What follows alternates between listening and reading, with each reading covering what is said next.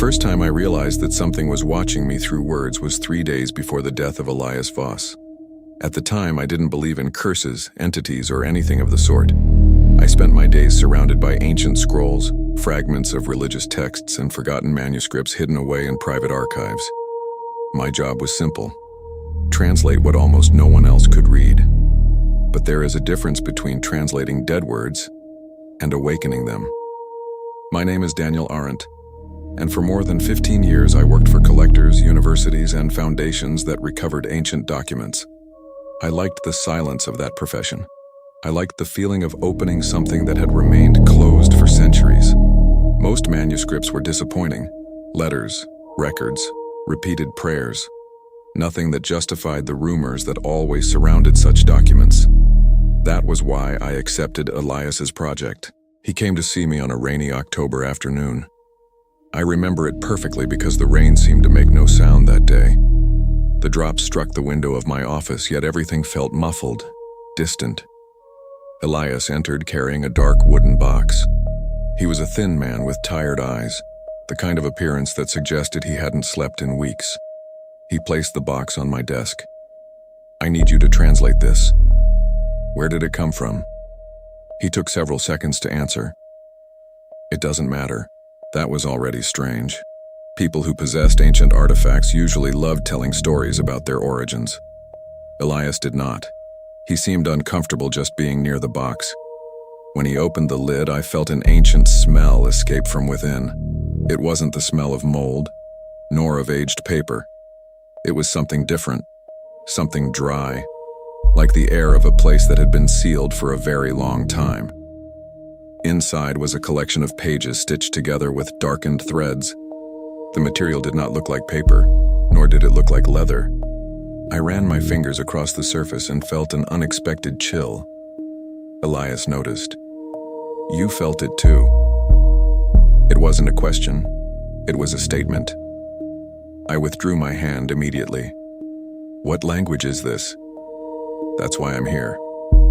I studied the symbols. I had never seen anything like them. Some characters resembled ancient Semitic forms. Others looked like distorted versions of religious alphabets I knew.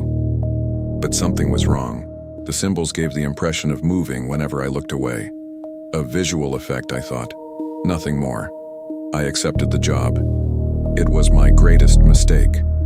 During the first 2 days, I made very little progress. I managed to identify linguistic patterns, recurring roots, and structures that suggested a narrative text. But every time I spent long hours reading those pages, a strange feeling emerged, as if my mind were too tired, as if I were forgetting something important. On the third night, the first incident occurred. I was alone. The clock showed nearly 2 in the morning. The entire building was empty. While analyzing a particular passage, I found what seemed to be an introduction. For the first time, I managed to translate a complete sentence. The words formed something simple. "For the voice to exist, it must be read." I felt satisfied. It was progress. I wrote down the translation. Then I continued working. A few seconds later, I heard a sound behind me, a chair sliding. Slowly. I turned immediately. No one was there. The lights remained on. The room was empty. I watched for several seconds. Then I laughed at myself. It was exhaustion. Nothing more. I returned to the desk. But when I looked at my notes, I noticed something that had not been there before.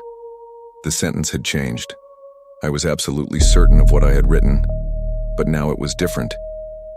For the voice to exist, it must be read by another. I froze. I looked at the paper. I looked at the manuscript. Then at my own handwriting. Perhaps I had been mistaken. Perhaps I had read too quickly. Even so, an unpleasant feeling began to grow inside me. I closed everything and left. The next morning I found 3 messages from Elias, all sent during the night. The last one said only, "Stop translating." I called immediately. No answer. I tried again. Nothing. I drove to his residence that same afternoon. The house stood in an isolated area of the city. When I arrived, I found the door open. I called out for him. No response. The interior was dark, silent, strangely silent. I stepped inside. Books were scattered across the floor, torn pages, notes covering entire walls. And in the center of the main room, I found something that made my stomach drop. Hundreds of sentences, written by hand, repeated countless times. The same sentence. Do not read aloud. Do not read aloud. Do not read aloud. The entire wall was covered, as if he had been trying to convince himself of it, or remember it, or survive it. Then I heard a noise coming from the upper floor. I ran upstairs. I found Elias in his office, seated at a desk, motionless. For a second, I thought he was asleep. Then I realized his eyes were open. He was staring at a completely blank sheet of paper. Elias? No reaction. I approached. His face was pale, absent, like someone who was still alive but no longer inhabited his own body. I touched his shoulder. He startled violently, turned toward me, and began to cry. I will never forget that look. It was the look of someone who had seen something impossible. Did you translate anything? He asked. Only a few lines. He closed his eyes, as if I had just confirmed a fatal diagnosis. How much? I don't know. A few pages. He fell silent, then whispered, Then it already knows who you are. A chill ran down my spine. What are you talking about? Elias pointed at the blank sheet on the desk. It was here. I looked at the paper. There was nothing on it. No words, no drawings, nothing. Who? He answered without taking his eyes off the page. The creature. I almost left at that moment. I almost dismissed everything as the delusion of a disturbed man. But then I noticed something. The sheet was not truly blank. There were marks, very faint ones, almost invisible. I tilted the paper toward the light and saw a single sentence, written in handwriting that did not seem human. He has already begun reading me. At that moment, I felt something I had never felt before. The sensation that I had opened a door without realizing it, and that something on the other side had noticed. But what truly made me want to run was not that sentence. It was what I found when I turned the page over.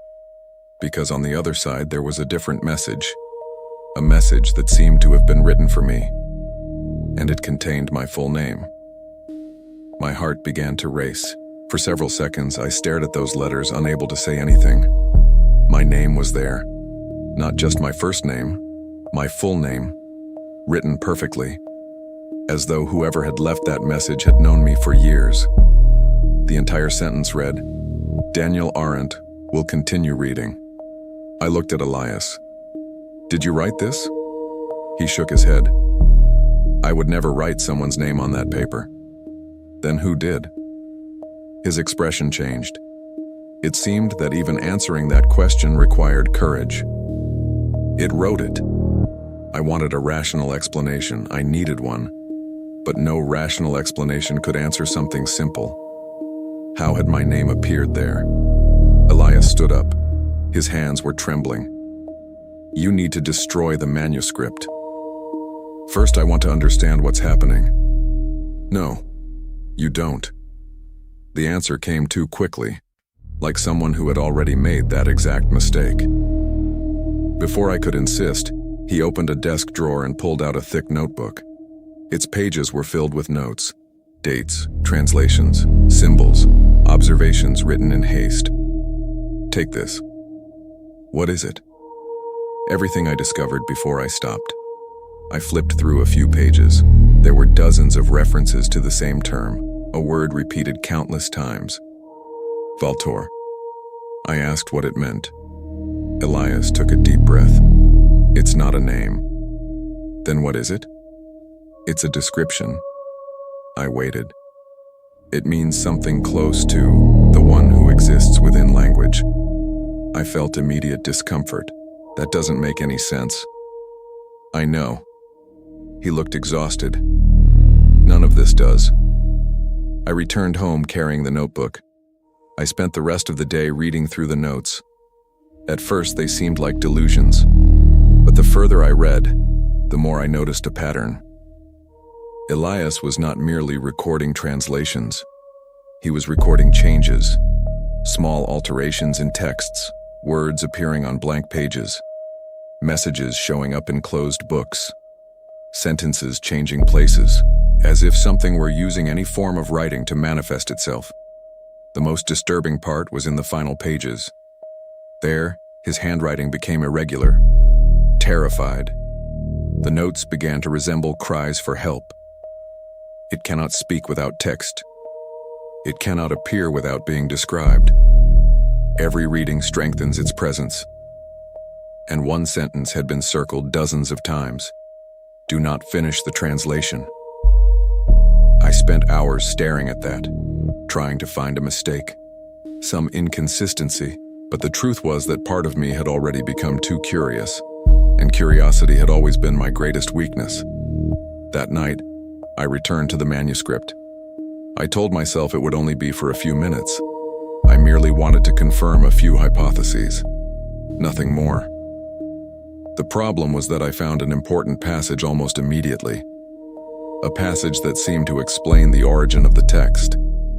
It took me nearly an hour to translate it.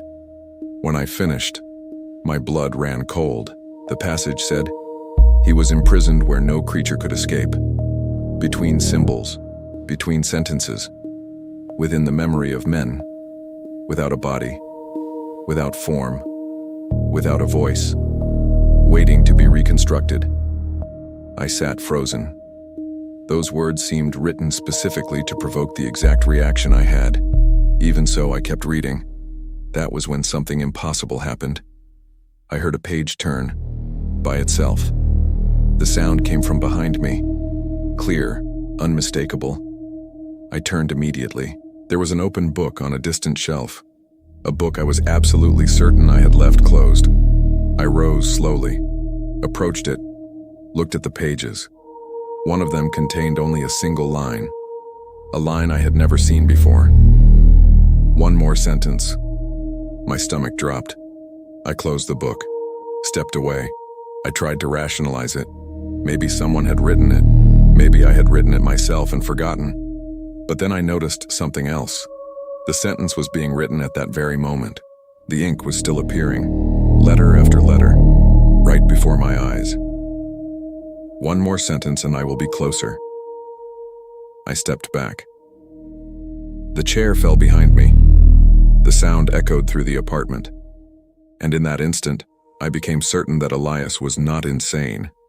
I stayed awake the entire night. No lights were turned off, no doors were closed. When dawn arrived, I had already made a decision.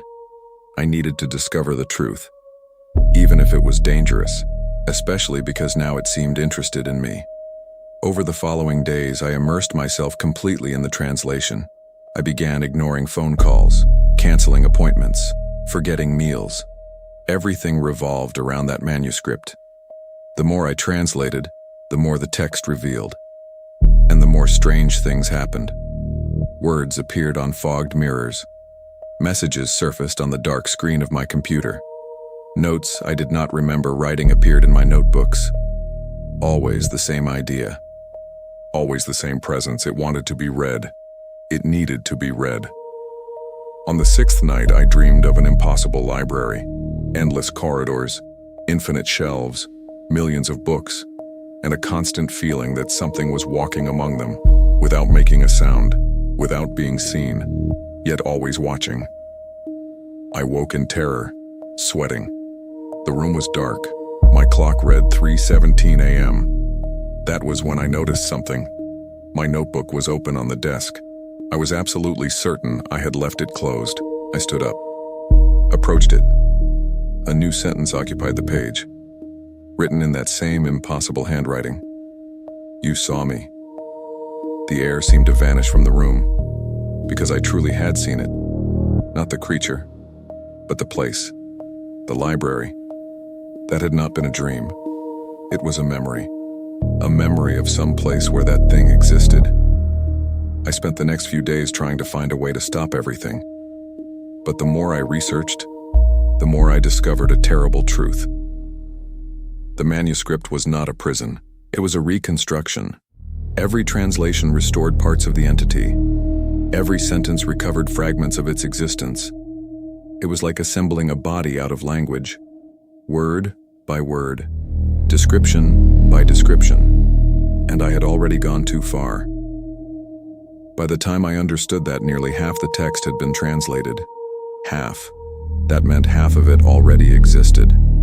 That was when I received one final call from Elias. I answered immediately, but I did not hear his voice. I heard only breathing, heavy, uneven. Elias? No answer. Elias, talk to me. For several seconds there was silence. Then I heard something I will never forget. A second voice. A voice that sounded as though it were composed of hundreds of voices speaking at once. Like pages being torn. Like thousands of overlapping whispers. The voice said only, "Continue." The call ended. I rushed to his house, but I arrived too late. The place was empty. No sign of a struggle, no sign of departure. It was as if Elias had simply ceased to exist. On the desk there was only a single sheet of paper, one sentence. He finished describing me.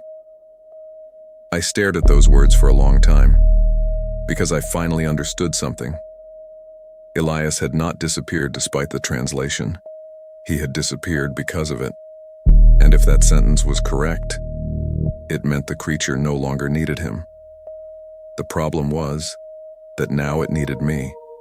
And that same night I found the final section of the manuscript, the part I had not yet translated, the part that explained what would happen when the reconstruction was complete. That was when I realized I was not the translator of that story. I was its final sentence. I stared at that last section for almost an hour. For the first time since the beginning, I felt no curiosity. I felt fear. A simple and absolute fear. Because I already knew that every translated word strengthened that thing. And yet I still could not stop. Perhaps that was the manuscript's true danger. Not the creature, but the need to keep reading. It was like an itch inside the mind. A constant sensation that something remained to be understood, that the next line would answer every question, and there was always a next line. I took the manuscript down to the building's basement. I lit an improvised metal container, threw the pages into it, and watched the flames grow. For a few seconds I felt relief. Then letters began to appear in the fire. Not on the pages, in the flames themselves. Words shining amid the orange and yellow, forming sentences, rearranging themselves, rewriting themselves.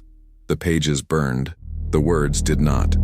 I left immediately. When I returned to my apartment, I found the manuscript on my desk, untouched, as if it had never been destroyed. That night I understood that I was not dealing with an object. I was dealing with something that used objects, something that used language, something that could survive whenever it was remembered, whenever it was described, whenever it was read. And then I found the last translation left behind by Elias, a loose page hidden inside the notebook. Perhaps he had hidden it precisely to prevent anyone from reaching it, or perhaps he had left it for me. The translation was incomplete, but it revealed enough. When its form is complete, it will walk among men, not as flesh, not as spirit, but as meaning. I stared at that sentence.